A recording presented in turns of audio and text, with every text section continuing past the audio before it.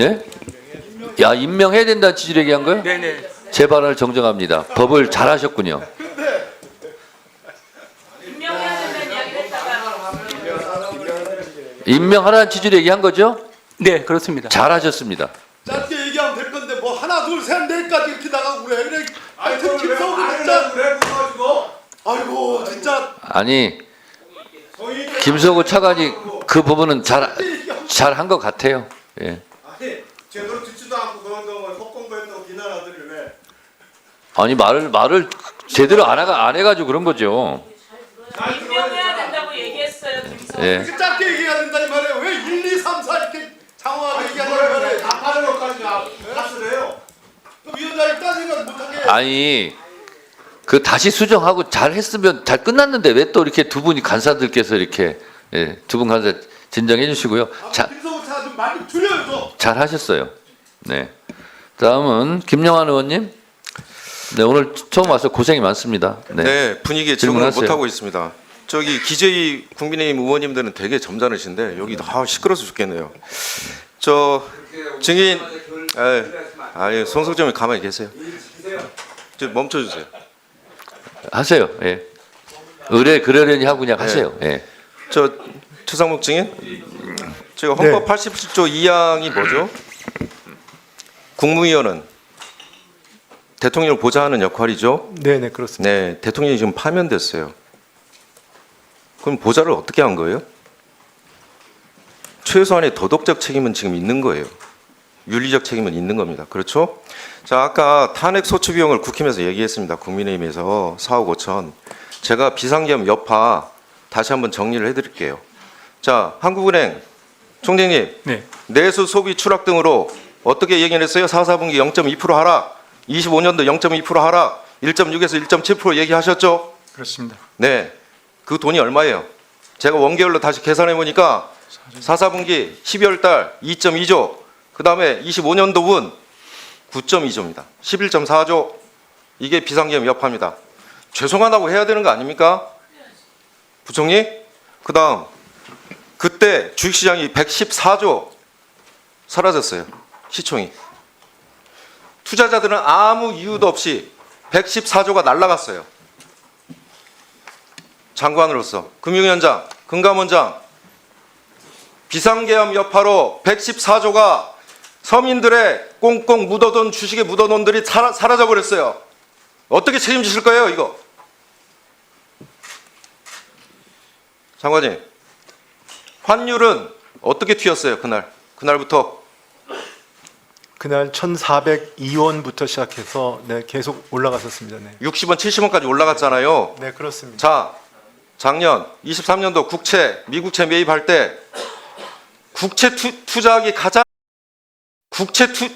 가장 좋은 때예요. 안 그렇습니까? 고금리에 국채 가격은 저점에서 흐르고 있고, 자, 환율 튀었으면 미국채 산 거 아닙니까? 달러 아닙니까? 달러 자산. 금감원장님, 달러 자산 15만 불 이상 가져본 적 있어요? 없습니다. 미국채 가져본 적 있어요? 없습니다. 그럼 금융위원장님, 미국채 가져본 적 있어요? 없습니다. 달러 자산 15만 불 이상 가져본 적 있어요? 없습니다. 한국은행 총재님, 통화정책 담당자로서 달러 자산 15만 불 이상 가져본 적 있어요? 제가 IMF 근무할 때는 월급 받았기 때문에 있었습니다. 월급으로 가지고 있었죠. 그때는 근무했으니까. 그런데 자산 투자도 했었습니다. 네. 자, 그러면 수장님, 경제수장님, 외환관리 최종 수장입니다. 신호 메신저가 지금 수장이 투자했어요. 신호가 어떻게 했어요? 자, 지금 채권 투자 적정한 시기다. 지금 강남에서 붐 불고 있다. 나도 하자. 이런 식으로 보내주는 거 아니에요. 외환관리 당국자 이해 충돌이에요. 채권 시장 다 알고 있고, 금리 다 알고 있고, 국채 네, 정리해 주세요. 이용되는 다 알고 있고, 저점에 서는 거 다 알고 있고, 장관이 그걸 사셨어요 지금. 자, 환율 튀었을 때 손뼉으로 박수 쳤어요? 아니면 외환시장 안정하기 위해서 자기 직무에 충실하기 위해서 했습니까? 둘 중에 하나를 했을 거 아닙니까? 저는 의원님 저 답변 좀 하겠습니다. 네, 이거 답변하세요. 네, 네. 네, 뭐 이 부분에 대해서 제가 굳이 말씀을 하시니까요. 제가 2018년부터 가지고 있던 외화 예금으로 외화 국채를 산 겁니다. 그렇기 때문에 제가 환율에 대해서 이득을 본 건 없고요. 다만 이 부분에 대해 자, 제가 그러니까 들으세요. 그렇습니다. 네. 봤어요. 관차익을 지금도 갖고 있잖아요.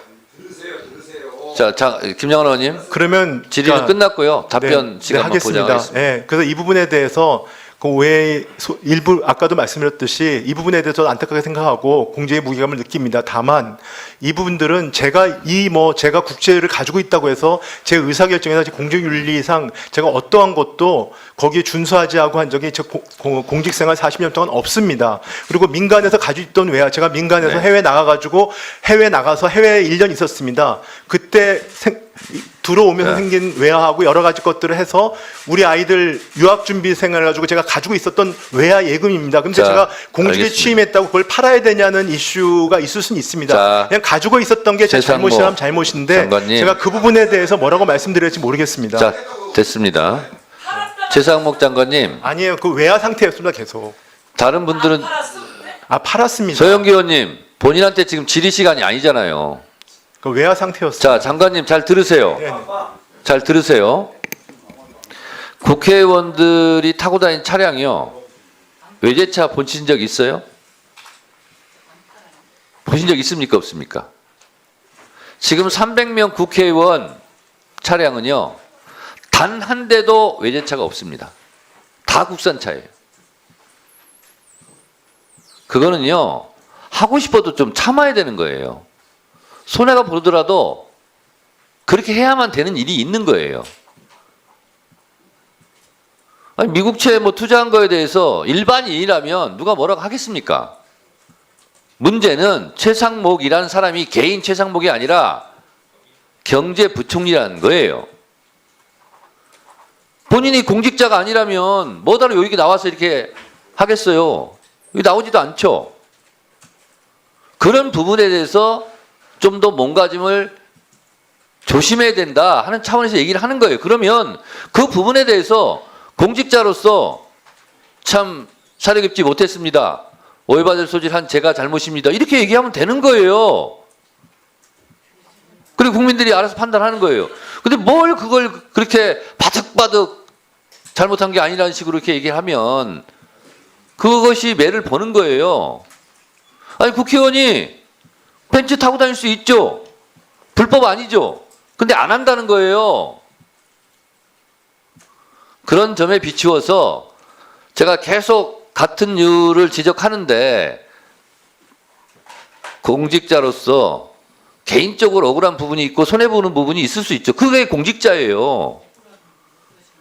그런 부분에 대해서 왜 이렇게 사려 깊지 못합니까? 질문한 답변 태도가 답답합니다. 그래서 제가 다시 한번 말씀드리는 겁니다. 박준태 의원님 질의하세요. 예, 이창용 총재